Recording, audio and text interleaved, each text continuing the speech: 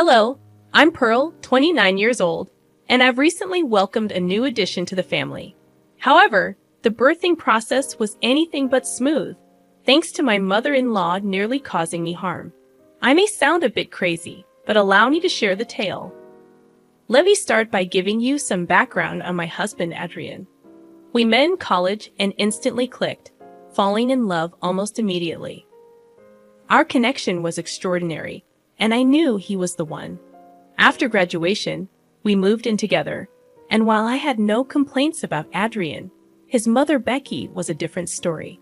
Adrian and his family, originally from Missouri, moved to my state when he was 12. With their charming southern accents and unique customs, I attributed Becky's mistreatment of me to cultural differences. She disapproved of me taking her son away and resented the fact that the rest of Adrian's family adored me. Without any specific reason, I became the target of her disdain. Despite her constant snide remarks and belittling of my achievements, Adrian stood by my side, putting a stop to her behavior. After 7 years of dating, we decided to tie the knot in a small, intimate ceremony. Although Becky tried to cause trouble, we quickly quashed it by making it clear that she needed to behave or face consequences. Married life only strengthened my bond with Adrian's family. Whenever his relatives visited, they chose to stay with us instead of a hotel, much to Becky's displeasure. She continued her attempts to sabotage me, but the support I received from others remained unwavering. Eventually, Adrian's relatives refused to interact with Becky without our presence, as they discovered she treated them just as poorly as she treated me. After 3 years of marriage, I began experiencing unusual abdominal pains. Brushing it off initially, I decided to get it checked, only to discover I was 4 months pregnant. The news was surprising, considering I hadn't shown any visible signs of pregnancy. Excited to share the news with Adrian upon his return home, little did I know the challenges that lay ahead. I prepared a lavish dinner and uncorked a fine bottle of wine. "Welcome home, sweetie," I exclaimed, catching my partner off guard. Curious, they questioned the extravagant setup. "What's with the fancy dinner? Why don't you sit down first?" I gestured for them to take a seat. "I have some news to share with you." "Okay, should I be worried?" I reassured them. "Absolutely not. In fact, I think you're going to be really happy." "All right, I'm excited." Spill. "So, you know how I've been experiencing those weird stomach pains?" I began. "Well, I went to the doctor today, and she ran some tests. Turns out my stomach is perfectly normal." Their curiosity piqued. They asked, "What was it then?" "Turns out, I'm pregnant," I revealed. "Oh my gosh, are you serious?" they exclaimed, surprised. "The best part is that I'm 4 months along." They were incredulous, asking, "How is that even possible?" "It's a hidden pregnancy. I haven't had any other symptoms, and those pains were actually kicks," I explained. Overwhelmed, they responded, "Oh my God, this is big news. I'm so happy." "I am too. And this couldn't be happening at a better time. We're finally doing well financially, and I was going to ask you if we could start trying anyway," I shared. Concerned about announcing the news, they expressed, "Oh, we're going to have to tell everyone about that. I'm worried about the way your mother is going to react." Acknowledging the tension with my mother-in-law, I replied, "You know how much she hates me. She hates that everyone loves me.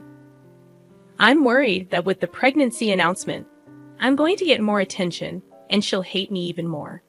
Determined to address the issue, my partner reassured me, "If you're okay with it, I'll have a strong word with her about her behavior. You don't have to worry about a thing. The only thing you have to do is enjoy being treated like a princess." Heartened by their support, I agreed. I would like that talk and the princess treatment. I say we wait until we find out the gender of the baby before we have a celebration, though. They embraced the idea, saying, "I love that idea. Now, let's have a little celebration of our own." Eugene and I were elated with the pregnancy news, and though we hadn't made concrete plans, we had set aside some savings for the eventual arrival of kids. A month later, We shared the joyous news with our families.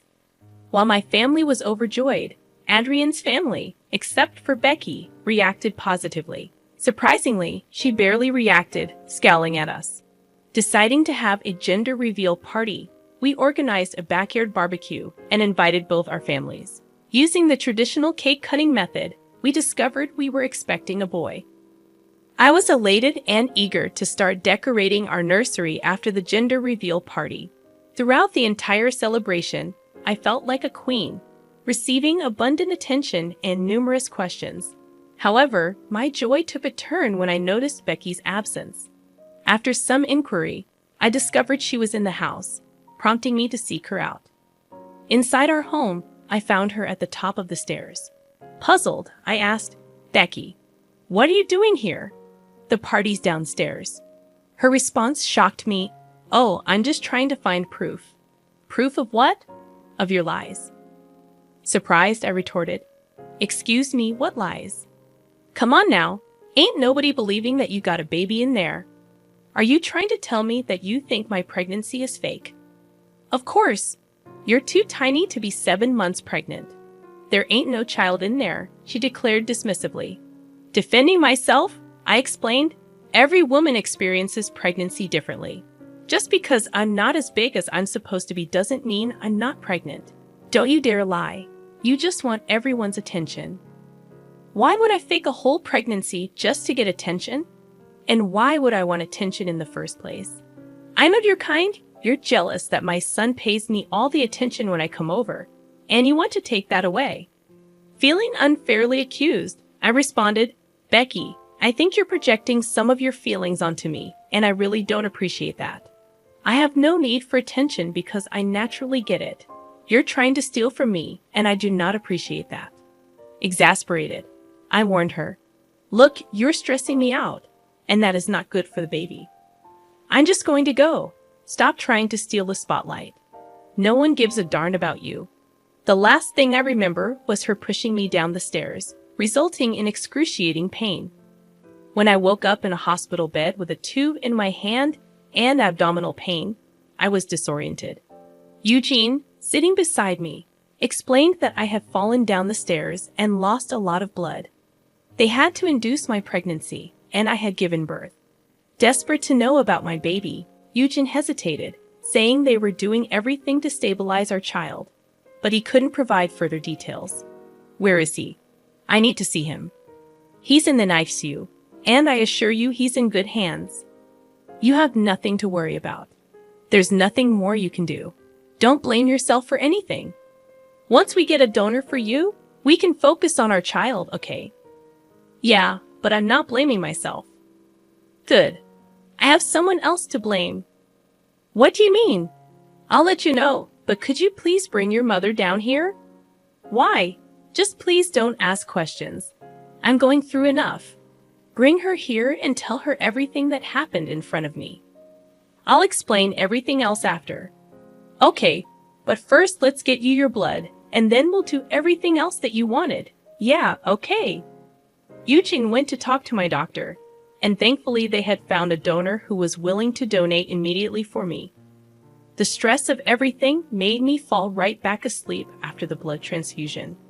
I had so many emotions swirling through me, and I didn't know what to make of them. On one hand, I was grateful that my son was still alive, but I also knew that he might grow up with some developmental issues.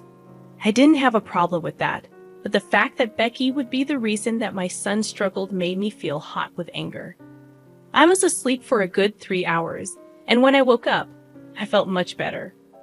Once again, Eugene was next to me and immediately rushed to my side when I woke up. "Hi, sweetie. You fell asleep for a little while. How do you feel right now?" "A lot better." "How's our son?" "They'd managed to stabilize him. He'll have to be in the NICU for the next 2 months. Will I be able to hold him?"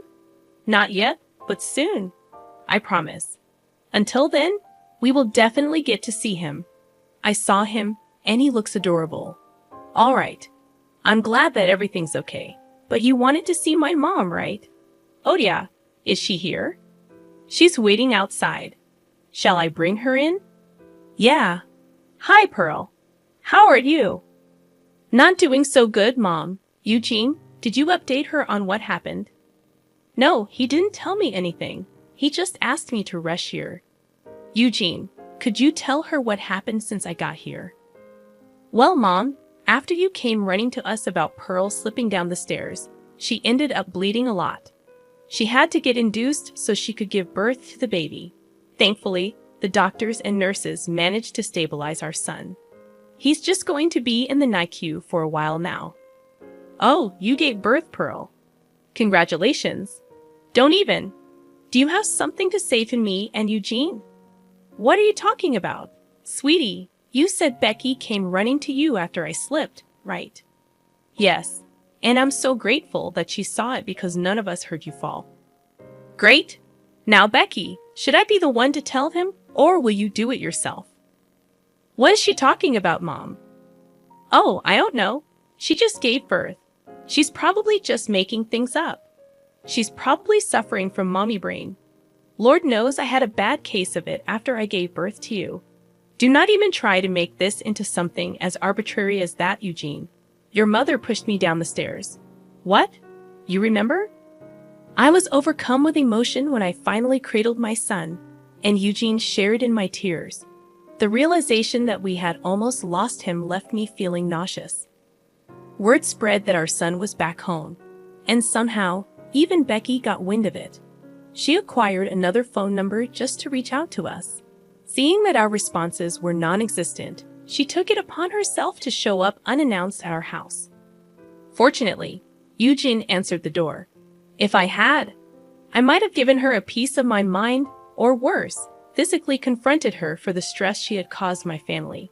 Becky looked worn and aged compared to our last encounter, tears in her eyes as she pleaded with Eugene to talk to her. Please, talk to me, Mom. You need to stop trying to contact us. How can I not? My son won't talk to me, and I don't get to see my grandson. You think you get to see our son. You don't think we're in pain from not being able to hold our little boy. I really am sorry. Please, at least talk to me. I thought I was doing something right. How is pushing my wife down a flight of stairs the right thing to do? She's always been trying to steal everyone's attention. I see the way she tries so hard, and it's just so darn hard to keep my anger in check.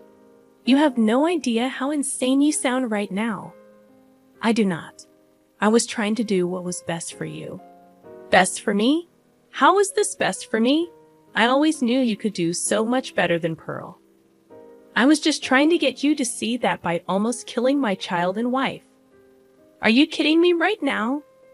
What you did was not done for me, but because you couldn't handle the fact that there was someone better than you and your family. Pearl is not better than me. Oh, she is in every way. She cooks better food and has a much better temperament than you. Why do you think more of our family has started coming over to our place for Thanksgiving when we host? Nobody can stand you and your entitlement. You take that back right this second. That is no way to speak to your mother. No, I will speak to you the way you deserve to be spoken to. You made our lives a nightmare from the start, and I have been silent about it only because Pearl begged me not to damage my relationship with you. Okay, I get it. I'm a horrible mother. You are. You absolutely are. You're lucky that we're not going to the police about you hurting Pearl and our son. Oh, please. Like if you have evidence of it, it'll be my word against hers. Who said we didn't have evidence? Don't try and bluff me right now. Look, Pearl and I are exhausted, and we want this time to be as calm as possible. So, for the foreseeable future, I do not want to hear from or see you again. Do you get it? You can't do that. I want to see my grandson too. Oh, you are never seeing your grandson. What? You have no idea how much our son is going to suffer thanks to your jealousy. The least I could do is make sure that he never meets the source of his problem. I will fight for my grandparents' rights. Go for it. Bye. Eugene was furious that Becky still had the audacity to even show up. If it were me in her place, I would never have shown my face to my family. But hey, everyone's different, I guess. Becky did not give up on trying to contact us. Not only would she call and text us a whole bunch of times, but she would also show up at our doorstep and make a huge ruckus until we opened the door. So Eugene and I did the only sensible thing and got a restraining order against Becky. She once again did not like that, but I was so tired by this point that I really did not care. Thankfully, Eugene and I dealt with Becky just in time for us to take our son home. Let me tell you, holding him for the first time made me sob and feel so grateful that he was still alive.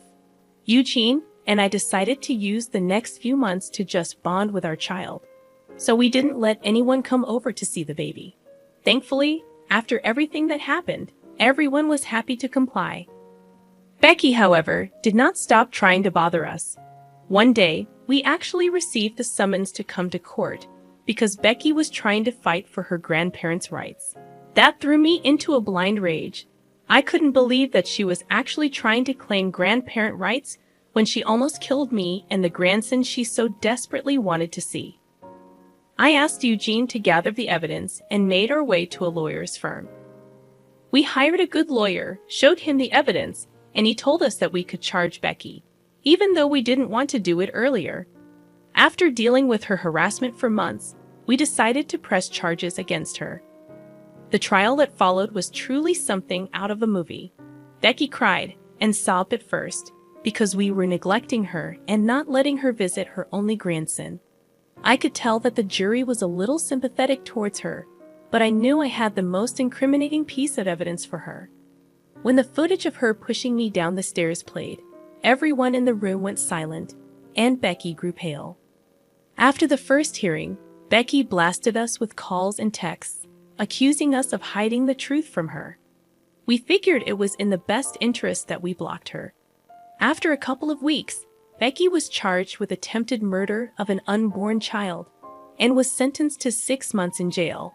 All her appeals were denied, and Eugene and I couldn't have been happier. Of course, word got around in Eugene's family as well about what Becky had done, and let's just say that nobody wants anything to do with her anymore. She's going to have a tough time when she's done with her sentence. As for Eugene and me, we're gradually getting used to being first-time parents, and we're loving every second of it. I'm just glad we get to do it stress-free. We were considering moving, but that's a decision to make for a later time. Thank you so much for listening.